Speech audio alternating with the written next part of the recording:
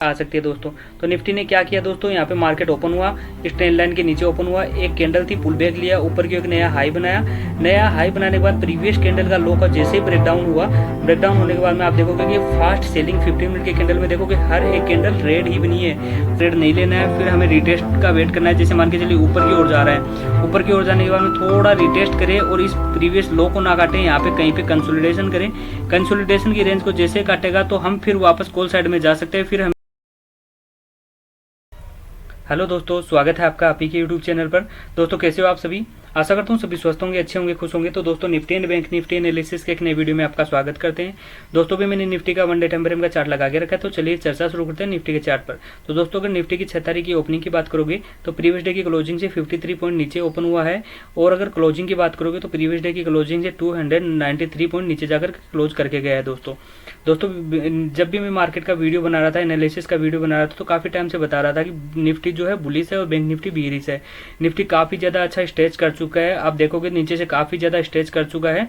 तो मुझे लगता है निफ्टी में एक पोज लेना चाहिए। मैंने हर वीडियो में बताया कि निफ्टी को थोड़ा पोज लेना चाहिए। पोज लेने के बाद में जो फ्रेश रैली आएगी वो काफी अच्छी रैली हमें देखने को मिल सकती है। तो मैंने इसके लिए एक सपोर्ट जोन भी बताया था 24,700 से 750 के आसपास में। तो निफ्टी ने क्या किया, ऊपर की ओर आप देखोगे तो एक दिन होल्ड किया। 2 दिन होल्ड करने के बाद में आप देखोगे ब्रेकडाउन हो गया। ब्रेकडाउन होने के बाद में देखोगे आप यहाँ पे काफी अच्छी एक सेलिंग कैंडल मिली है। अब हमें वेट करना है कि 24,700 से 650 700 से 750 के लेवल पे यहाँ पे मार्केट होल्ड करता है या नहीं करता है। होल्ड करने के बाद में कोई पॉजिटिव कैंडल मिलती है तो वहां पे हमें फिर वायर एक्टिवेट होते हुए दिखाई देंगे, जो वापस इस लेवल के ऊपर हमें लाते हुए दिखाई देंगे 24,350 के आसपास में। तो अभी वेट एंड वॉच की स्थिति है। अगर इस लेवल को नीचे की ओर ब्रेक कर देते तो वापस फिर नीचे की ओर हम आते हुए दिखाई देंगे, तो फिर हमें वापस जल्दी ही 24,000 के लेवल भी देखने को मिलेंगे दोस्तों। तो अभी 15 मिनट के टाइम फ्रेम पर चलकर अपन देख लेते हैं कि निफ्टी किस तरीके से क्लोजिंग करके गया है दोस्तों। तो दोस्तों भी मैंने निफ्टी का 15 मिनट का टाइम फ्रेम का चार्ट लगा लिया है। तो निफ्टी का मैंने बताया था, जब भी वीडियो बना रहा था बता रहा था कि निफ्टी के लिए एक इंपॉर्टेंट सपोर्ट जोन है, जो एक रेजिस्टेंस है। अभी गैप डाउन कभी भी ओपन हो रहा है या फिर कभी भी यहाँ पे नीचे की ओर इस जोन के पास में आ रहा है तो सपोर्ट ले सकता है, जो कि एक ट्रेंड लाइन का सपोर्ट है दोस्तों। तो इस ट्रेंड लाइन पे 3-4 बार इसने सपोर्ट लिया, और मैंने बताया था कि जब भी ट्रेंड लाइन का ब्रेक डाउन नीचे की ओर होता है तो हमें शार्प सेलिंग देखने को मिल सकती है, जो हमें फिर 24,800 के आसपास में भी लेके आ सकती है दोस्तों। तो निफ्टी ने क्या किया दोस्तों, यहाँ पे मार्केट ओपन हुआ, इस ट्रेंड लाइन के नीचे ओपन हुआ, एक कैंडल थी, पुल बैक लिया, ऊपर की एक नया हाई बनाया। नया हाई बनाने के बाद प्रीवियस कैंडल का लो का जैसे ही ब्रेकडाउन हुआ, ब्रेकडाउन होने के बाद में आप देखोगे कि फास्ट सेलिंग 15 मिनट के कैंडल में देखोगे हर एक कैंडल रेड ही बनी है, फास्ट सेलिंग हुई है। फिर उसके बाद में आप देखोगे तो यहाँ पे कैंडल्स क्या किया, कंसोलिडेशन करी है। कुछ कैंडल्स ने क्या किया, कंसोलिडेशन किया कैंडल अपने आप में। कंसोलिडेशन करने के बाद में यहाँ पे देखिए एक स्विंग हाई बन गया। स्विंग हाई को काट नहीं पाया, यहाँ पे एक कैंडल बनी, और कैंडल बनने के बाद वापस क्या किया इसने, मार्केट ने नीचे का लेवल दिखा दिया आपको, और यहाँ पे वापस कंसोलिडेशन करने लग गया। अब हमारे लिए कल क्या ट्रेड ऑफ प्लान होना चाहिए निफ्टी में, वो हमें ध्यान रखना है दोस्तों। 24,950 का 15 मिनट के टाइम फ्रेम में एक अपने पास में स्विंग हाई बन गया है, और अभी ट्रेंड क्या है, नेगेटिव है। आप देखिए कि ट्रेंड क्या है, नेगेटिव है। तो अभी हमें क्या करना है, जब भी इसके पास में आए और कोई कैंडल नेगेटिव बनाए, और कैंडल नेगेटिव बनाने के बाद में हमें क्या करना है, उस कैंडल के ऊपर ही हमें पुट साइड का ट्रेड लेना है, जो हमें वापस इस लेवल के आसपास में 24,800 के आसपास में लेके आ सकता है दोस्तों। अगर मान के चलिए कल मार्केट गैप अप ओपन हो गया इस जोन के ऊपर, 24,950 के ऊपर गैप अप ओपन हो गया। गैप अप ओपन होने के बाद में अगर उसी डायरेक्शन में ऊपर की ओर जाने लगता है तो हमें उस पहली कैंडल पे कभी भी कॉल साइड में ट्रेड नहीं लेना है, फिर हमें रिटेस्ट का वेट करना है। जैसे मान के चलिए ऊपर की ओर जा रहा है, ऊपर की ओर जाने के बाद में थोड़ा रिटेस्ट करें और इस प्रीवियस लो को ना काटें, यहाँ पे कहीं पे कंसोलिडेशन करें। कंसोलिडेशन की रेंज को जैसे काटेगा तो हम फिर वापस कॉल साइड में जा सकते हैं, फिर हमें ये प्रीवियस हाई के आसपास में 25,000 के आसपास में टारगेट मिल सकता है दोस्तों।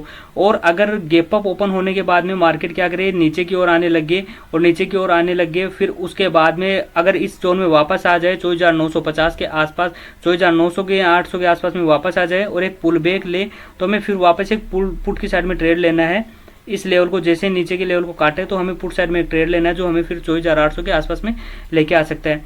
अगर मार्केट कल फ्लैट ओपनिंग हो जाए, इस जोन के अंदर फ्लैट ओपनिंग हो जाए, फ्लैट ओपन होने के बाद में अगर यहाँ पे कंसोलिडेशन करे, कंसोलिडेशन की रेंज को जैसे ऊपर की ओर काटे, तो फिर हमें फर्स्ट जो टारगेट मिलेगा 24,950 का। अगर कंसोलिडेशन की रेंज को नीचे की ओर काटता है तो फिर हम नीचे की तरफ पुट साइड में चले जाएंगे, क्योंकि ट्रेंड जो है वो डाउन साइड का बना हुआ है। तो दोस्तों अभी जो नीचे के लेवल निकल के आ रहे हैं वो 24,750 और फिर 600 और 450 के लेवल निकल के आ रहे हैं दोस्तों, तो लेवल को ध्यान में रखिएगा। तो चलिए अभी बैंक निफ्टी की तरफ एक नज़र बना लेते हैं। तो दोस्तों भी मैंने बैंक निफ्टी का भी 1 डे टाइम फ्रेम का चार्ट लगा लिया है। अगर बैंक निफ्टी को आप ध्यान से देखोगे तो बैंक निफ्टी जो है प्रीवियस डे की क्लोजिंग से 273 पॉइंट नीचे गैप डाउन ओपन हुआ है। और अगर बैंक निफ्टी की क्लोजिंग की बात करोगे तो प्रीवियस डे की क्लोजिंग से 897 पॉइंट मतलब कि 900 पॉइंट के आसपास में नीचे जाकर के क्लोज करके गया है। और अगर बैंक निफ्टी में आप ध्यान से देखोगे तो बैंक निफ्टी के लिए एक इंपॉर्टेंट रजिस्टेंस जोन था जो मैंने हर वीडियो में बताया है।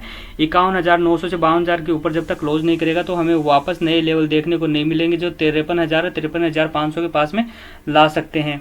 तो मार्केट ने क्या किया, यहाँ पे एक हाई बनाया था, उसके बाद में यहाँ पे क्या किया, इस लेवल मार्केट ने सस्टेन किया। सस्टेन करने के बाद में मार्केट ने एक नया लो बना दिया, फिर एक स्विंग हाई बनाया, उसके बाद में नीचे आ गया, मार्केट वापस एक नया लो बनाया, यहाँ पे कंसोलिडेशन करता रहा और एक छोटा सा ब्रेकआउट हुआ। ब्रेकआउट होने के बाद में आप देखोगे कि तो इंपॉर्टेंट रेजिस्टेंस जोन था। यहाँ रेजिस्टेंस जोन के पास में मार्केट ने क्या किया, रेजिस्टेंस जोन के आसपास में आप ध्यान से देखोगे तो 2-4 दिन यहाँ पे कैंडल्स अपने आप में होल्ड कर गई।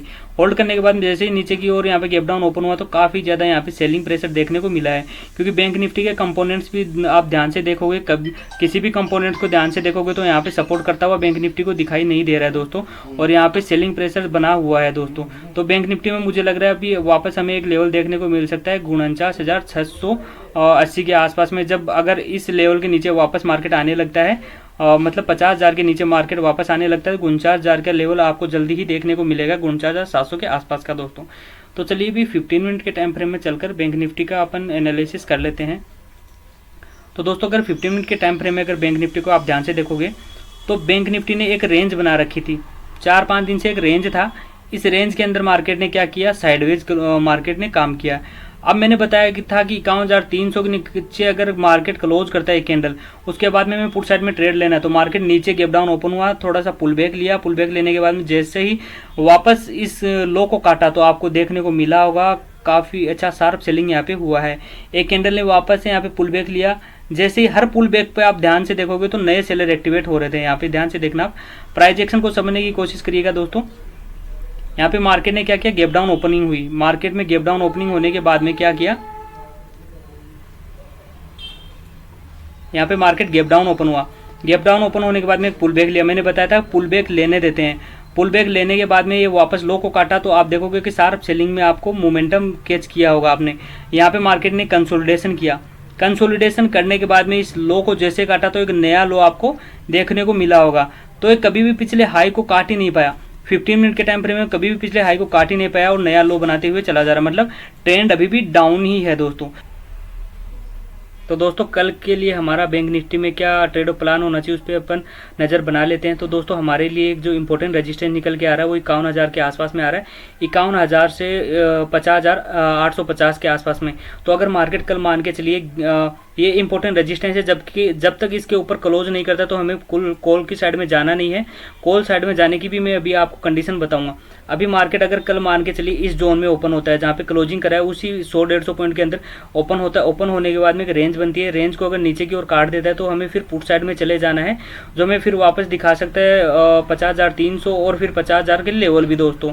और अगर इस जोन में ओपन होने के बाद में कंसोलिडेशन करता है, कंसोलिडेशन के बाद जैसे ही ऊपर की ओर काटता है तो हमें फिर एक नया हाई देखने को मिल सकता है जो 50,800 से 850 का एक पुट साइड में हमें जाता हुआ दिखाई दे सकता है।